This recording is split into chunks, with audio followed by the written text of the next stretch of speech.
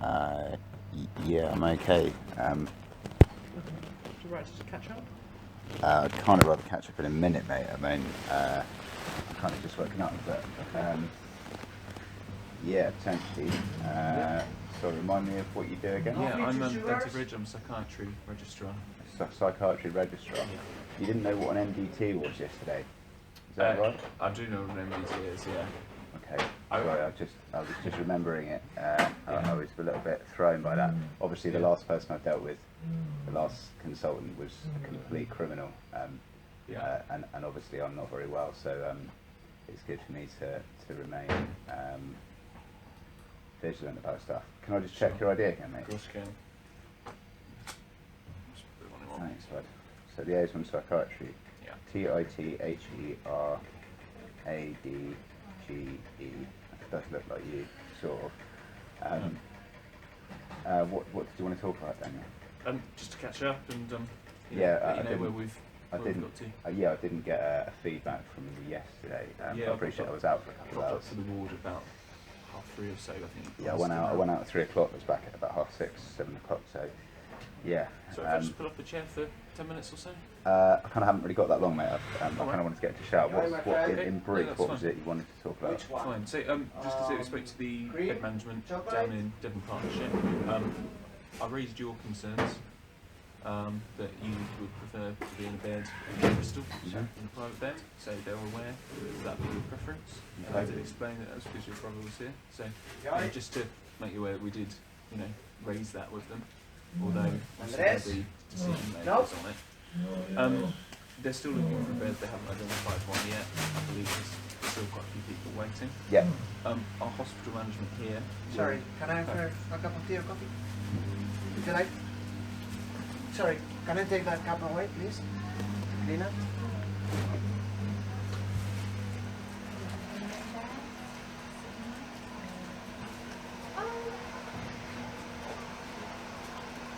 Thank you very much. Do you want me to pull the curtain out to get it off from the So they're still looking for a bed? They're still looking for a bed. Okay, fine. So I'll be here for probably today until they find one. Is Yes.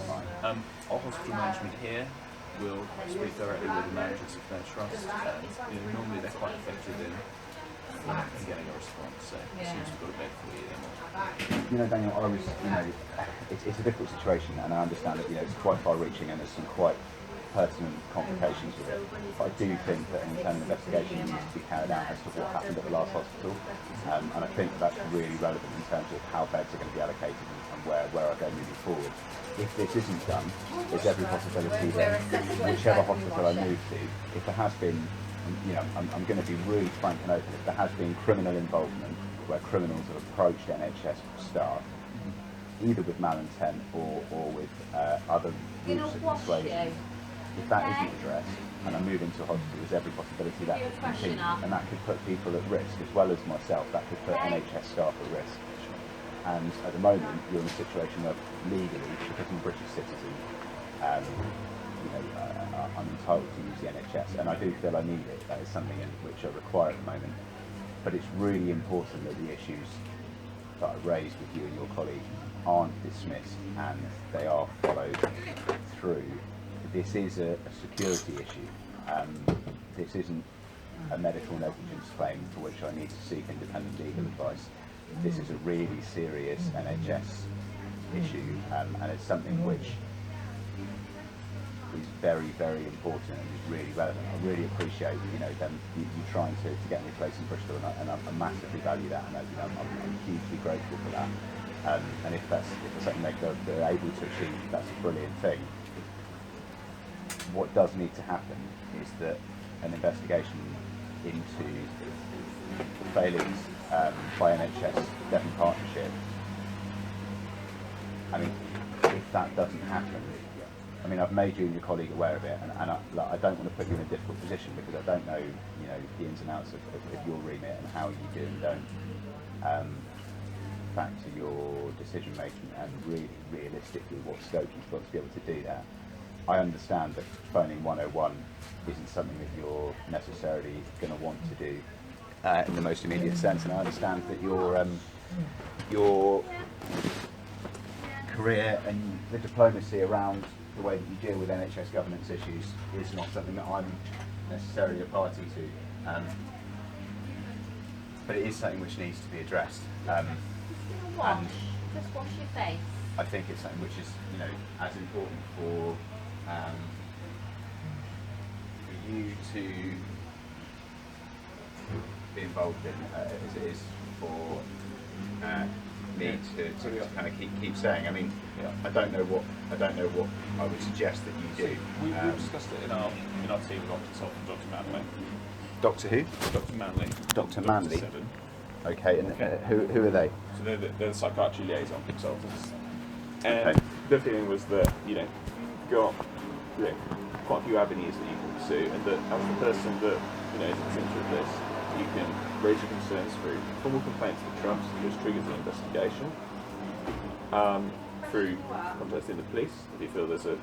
So, as I outlined to you yesterday, Daniel, I've made formal complaints to the trust, and because they're guilty of serious crimes which they could face jail time for, they've not chosen to turn themselves in. I tried to speak with the police and I was immediately censored. One of the other things I've had is corruption which has involved the police directly, which, I mean, I appreciate if you're going to take that at face value, paints a very futile picture, and it doesn't really seem, I understand that, you know, well, if the police and the NHS aren't going to do anything, I don't know what the hell you expect us to do. I can appreciate that might be a kind of an instinct response. What needs to happen is that the crimes that have taken place need to be both reported and factored into the care and the referrals that you're making, because anything other than that would place you guys, you know, as much as I don't want to, you know, I have no choice but to be honest about my circumstances, and in airing those concerns, and you not, if you protect these people from prosecution, then you become an accessory to what's happened. And, you know, obviously at some point it's something which does need to be to be raised. I mean, if sorry, excuse me.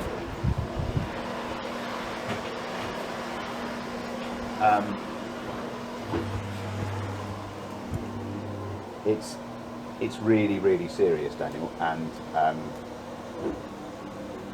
it can't be ignored. You know, you guys, as soon as I asked, you know, every time I've spoken to anybody and said, you know, there's a criminally acting consultant, everybody's been really dismissive of that, and that's not the way it works. You know, if I put on your lanyard and walked to a ward down the corridor and went up to a patient's bed, you wouldn't have any problem with contacting the police, and rightly so. You know, you'd be totally within your rights to do that, to protect the British public and to maintain the security of the NHS. In this instance, there's a doctor who has committed several serious crimes, and that's been following a series of negligent practices, which, you know, you've got different types of negligence. You know, there's willful negligence. Criminal negligence is, you know, exposing somebody. Willful negligence is, you know, if you expose somebody to the risk of harm knowingly.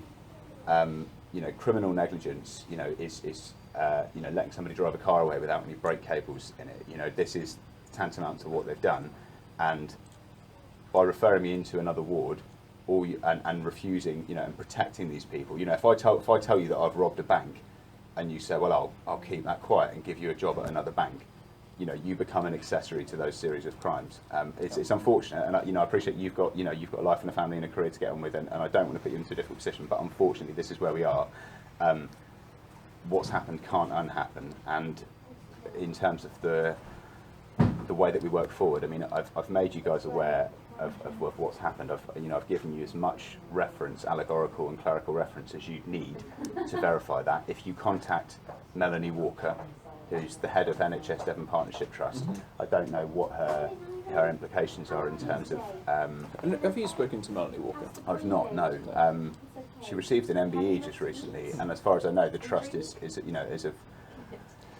of good character and good standing normally. But having said that, what happened at Torbay Hospital was abhorrent, obscene, and gratuitous, and you know, there was some very, very serious issues that took place there, and like these need to be... Strongly recommend you to raise those issues. I'm not in a position. Well, like what I'm telling you is that I have, and I'm now asking you to do that. I mean, what are your options in terms of raising that? I mean, I appreciate contacting Devon Partnership Trust obviously would be the first port of call, but if you contact them and say, did you illegally incarcerate Mr. McLeod?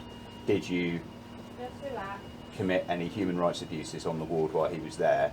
Did you knowingly employ a false member of staff and allow them to operate on your ward? In the first ward round, there was a man there called Keith. He had a name badge on with just his first name on it. And I asked him who he was, and he wouldn't give me his second name. This was in my ward round.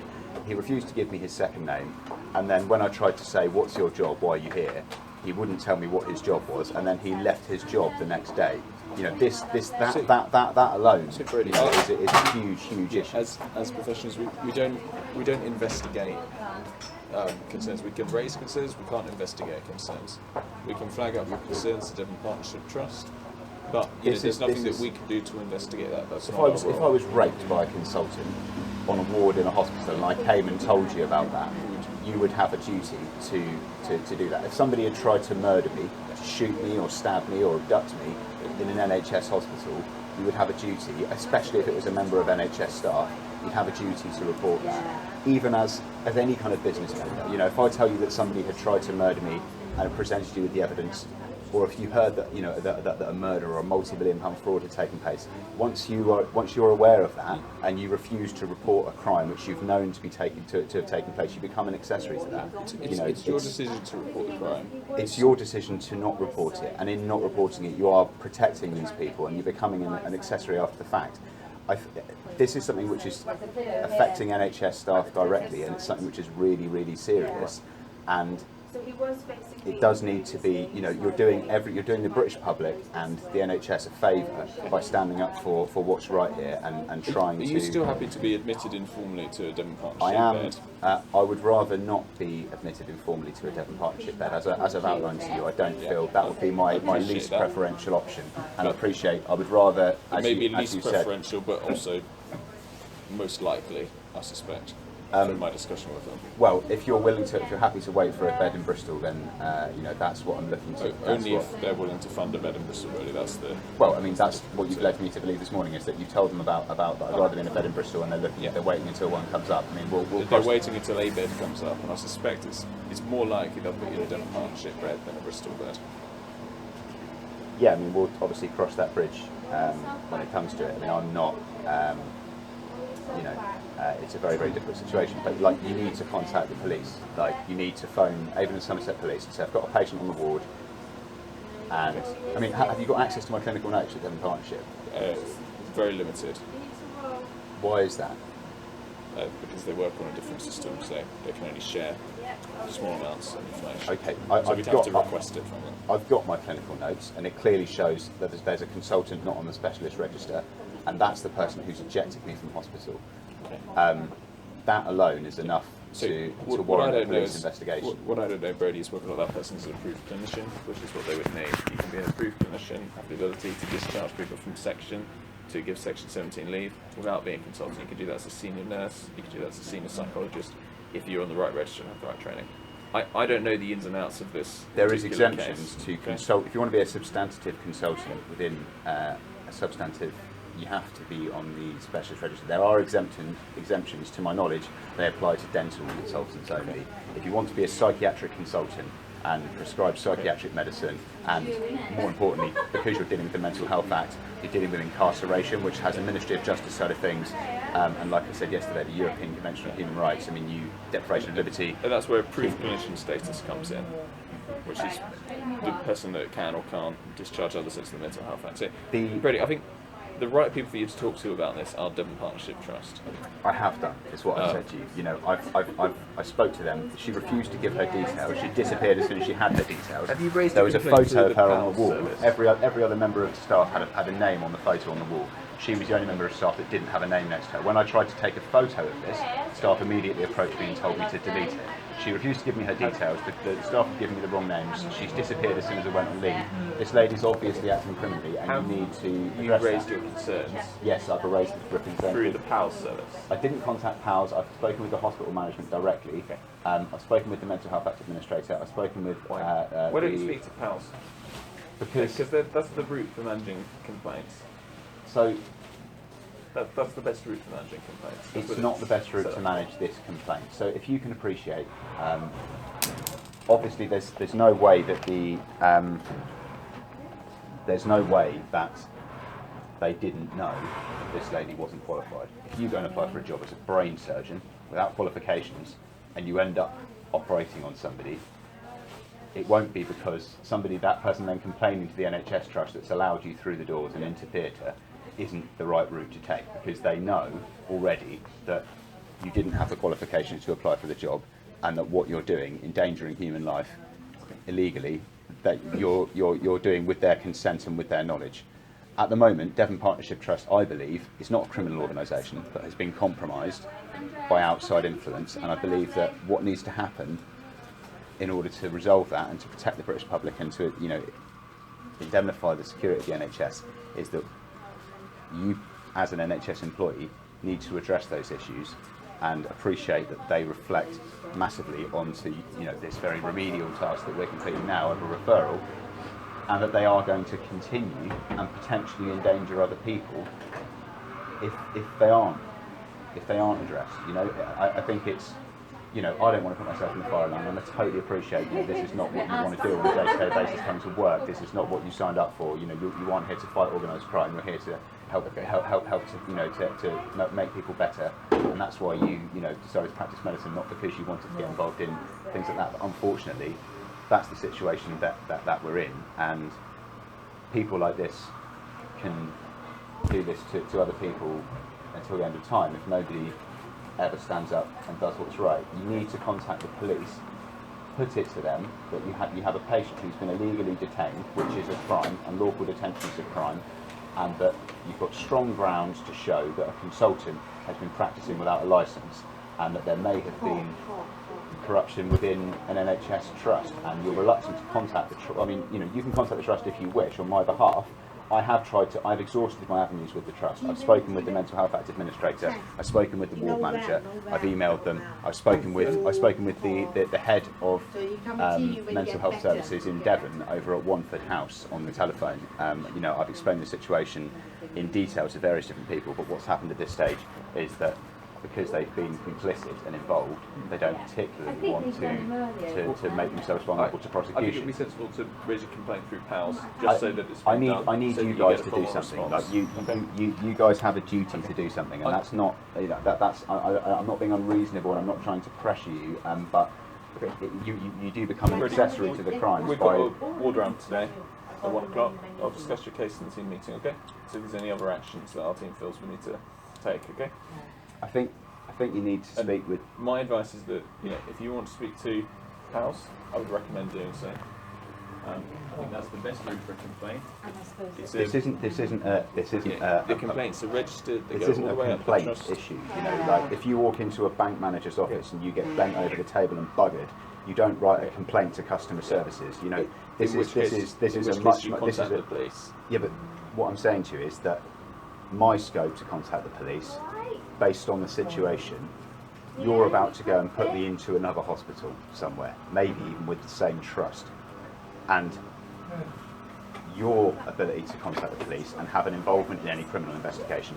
If I contact the police and they tell me they'll get back to me soon, and you send me back to Devon Partnership Trust, and this continues to happen, then that's going to be a very, very poor resolution. It's not an effective workflow. If you, as an NHS office, speak to your superior, speak to maybe the head of your own trust, escalate it with them and say, I've got a very unique case with a patient on the ward I'm dealing with at the moment. He claims that there's been extensive misconduct and criminal action taking place at a previous trust. I'm not sure how much of it I can factually reference, but what he's given me does appear to show that there's been serious failings which are beyond the realms of negligence, or this isn't an issue regarding a complaint. This isn't an issue about poor service. This is direct criminality, and it's something which needs to be treated as such. But me putting in filing an investigation is only going to be as good as the information that I've got. If the NHS approach, Brady, the only information that we have is the information you've given us.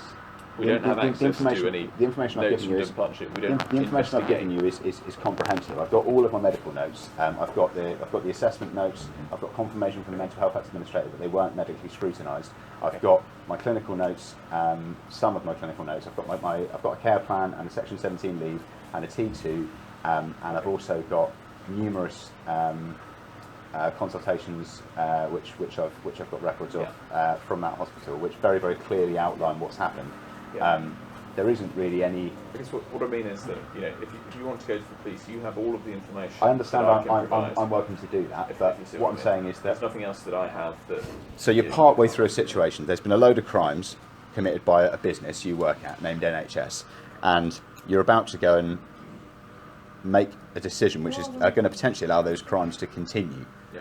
And being part way through that business, the business themselves, you as an NHS employee taking that action, or you know, NHS plural, NHS Bristol taking that action and being direct about an immediate investigation and treating it with urgency is the correct route. Because if I, as a patient, attempt to make an independent report, it's not going to stop me then being referred on and the action continuing, if you see what I mean. You know, even if the police were to investigate Devon Partnership Trust and I get moved into a bed in Bristol, let's say, there's every possibility that the problems which have happened, which aren't as a result of unprofessionality, these aren't as a result of, you know, really like failings at people's medical professionality. These are very, very separate issues. Okay. And in, you know, whatever, if the police are going back to Devon to investigate something, I might get sent to Shropshire or to, you know, to Manchester. Do you know what I mean? Like, if there isn't a bed, you don't know what, you know, who knows what bed capacity are going to say. But wherever I end up,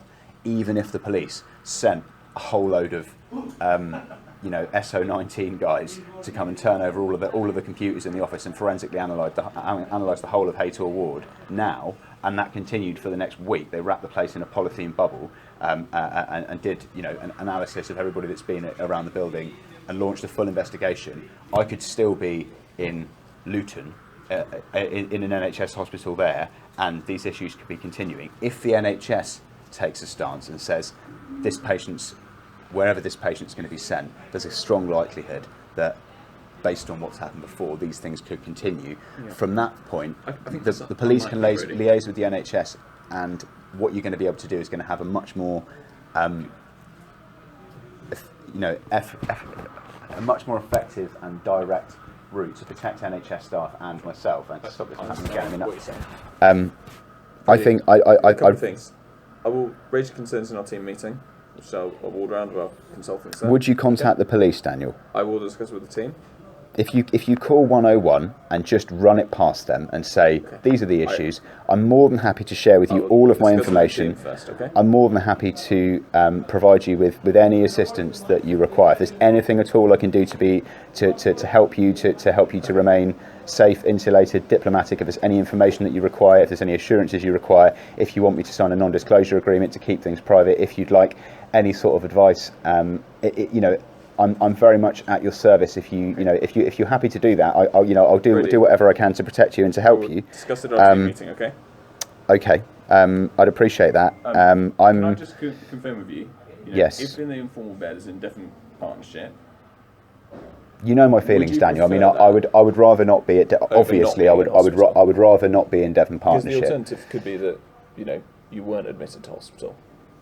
I'm not got looking to be I'm not looking to be discharged at the moment, and I think I've made it clear that I'd rather not go back to Devon Partnership, as much as for their benefit as for my own. You know, I think that, you know, there are people who haven't been, you know, it's not a good thing for them. I think a bed at the Priory would be the best option to work towards regaining housing in Bristol, moving away from the area which is toxic and detrimental to my health, moving away from the NHS Trust, which has maligned me and been involved in such serious criminality, and trying to focus on structuring things in a productive and fresh way in Bristol, rather than being, you know, at the moment Devon isn't a good environment for me, you know, medically or domestically, and I think that if we can try and work towards solutions, not only can we, you know, help to try and repair some of the issues that have taken place, but we can protect other people from being involved in that in the future. Right. As I said, so you've got a meeting at 1 o'clock. Did raise your concerns about, you know, you prefer to be in a bed in Bristol. They are aware of that. The decision sits with them. rather than us. It does, yes. I mean, And I will discuss your other concerns in our team meeting. Okay. okay, thanks, Daniel. All right. Cheers. Thanks, Brady.